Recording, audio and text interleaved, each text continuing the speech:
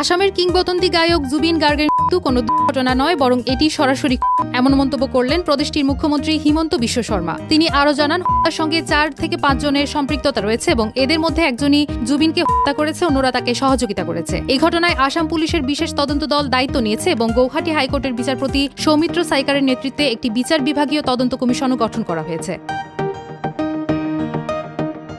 সম্প্রতি আসাম বিধানসভায় জুবিন গার্গের বিষয়ে বিরোধীদের আনা স্থগিতাদেশ প্রস্তাবের আলোচনায় একথা বলেন হিমন্ত বিশ্ব শর্মা। ভারতের সাংস্কৃতিক উৎসব নর্থ ইস্ট ইন্ডিয়া ফেস্টিভ্যালে অংশ নিতে সিঙ্গাপুরে গিয়েছিলেন জুবিন গার্গ। গত 19 সেপ্টেম্বর সিঙ্গাপুরে স্কুবা ডাইভিং করতে গিয়ে 52 বছর বয়সে মারা যান এই জনপ্রিয় সঙ্গীত শিল্পী সুরকার। মুখ্যমন্ত্রী জানান, প্রাথমিক তদন্তে পুলিশ নিশ্চিত করেছে এটি কোনো অসাবধানতার কারণে মৃত্যু নয়, বরং পরিকল্পিত।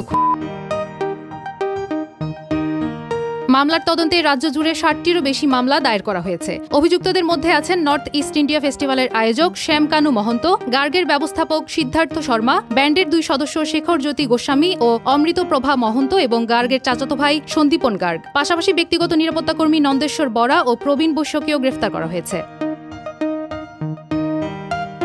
গ্রেফতারকৃত 7 জনের বিরুদ্ধে ভারতীয় ন্যায় সংহিতার বিভিন্ন ধারায় অভিযোগ আনা হয়েছে, যার মধ্যে রয়েছে অপরাধমূলক ষড়যন্ত্র এবং অবহেলাজনিত মৃত্যু। হিমন্ত বিশ্ব শর্মা জানান, বিশেষ তদন্ত দল দ্রুত চার্জশিট দাখিল করবে এবং হত্যার পেছনের উদ্দেশ্য প্রকাশ করবে। ডিসেম্বরে অভিযোগপত্র জমা দেওয়ার পর তদন্তের পরিধি আরও বাড়ানো হবে বলে জানান তিনি। তদন্তে জানা গেছে, তাকে দুর্ঘটনা হিসেবে দেখানোর জন্য বিশেষভাবে সিঙ্গাপুরের প্যান প্যাসিফিক হোটেলকে নির্বাচন করা হয়েছিল। ব্যান্ড সদস্য ও মূল সাক্ষী শেখর জ্যোতি গোস্বামী দাবি করেন, এটি একটি সুপরিকল্পিত ষড়যন্ত্র এবং অভিযুক্তরা দায় এড়িয়ে চলার চেষ্টা করছে। সিঙ্গাপুর পুলিশও এই ঘটনার উপর তদন্ত চালাচ্ছে।